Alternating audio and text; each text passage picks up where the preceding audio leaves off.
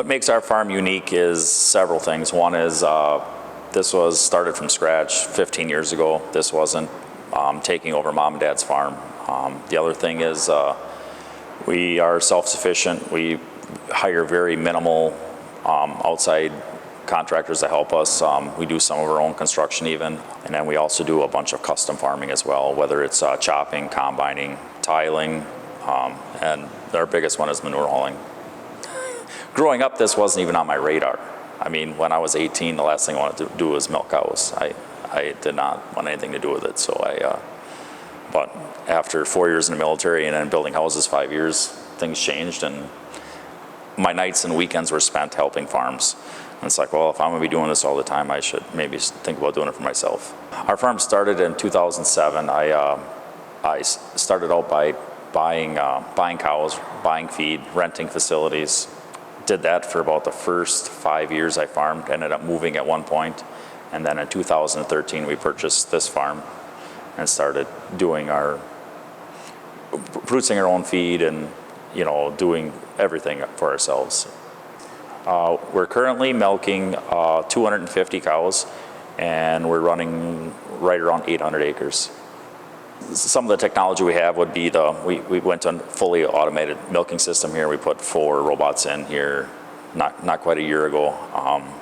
That was a big one. We got an automatic feed pusher running every 2 hours, pushing feed. And then also, like in the fields, we're using some mapping. We're using some auto steer for tractors.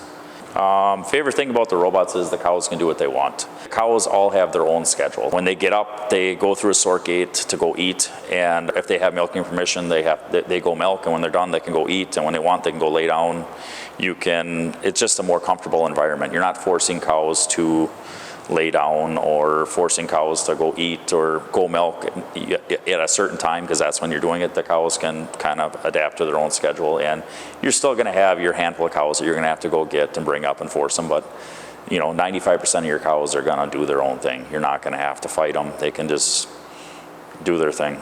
Cattle that are comfortable produce milk. They are profitable for us. So at the end of the day, if something is good for cows, it's something we definitely do, whether it's sand bedding, or twice a lactation hoof trimming. We try to stay on top of things here, because if you don't, it's not profitable. So at the end of the day, if your cattle aren't comfortable, it's not profitable. They're not going to make any money. It's not going to take long, and you're not going to be doing this anymore.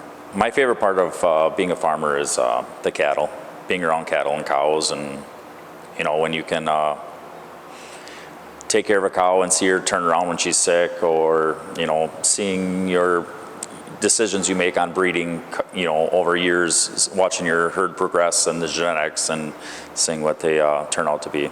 My biggest goal for this farm is that someday that this farm is something my children will want to have something to do with. Hopefully want to take it over, but at the end of the day, I don't want to push them into it either. So hopefully I can portray that this is enjoyable. But from the outside, a lot of people were not going to think so, working the hours and the stuff you have to deal with. But hopefully my kids get the itch to want to do it like I did. My advice to a future farmer would be make real sure you want to do this, because it's not a cakewalk.